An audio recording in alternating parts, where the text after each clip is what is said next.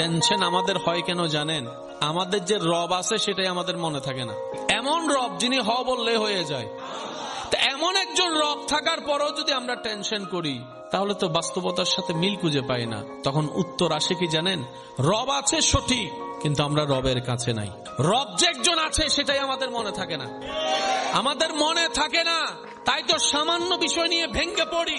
একজন রব আছে এমন আলিশান, এমন শানওয়ালা, এমন আজমতওয়ালা, এমন কুদরতওয়ালা একজন রব আছে, আমাদের মনে থাকে নাই বলে টেনশন আমাদেরকে আক্রমণ করে, দুশ্চিন্তা আমাদেরকে ভেঙ্গে দেয়, রাতের ঘুম আমাদের হারাম হয়ে যায়।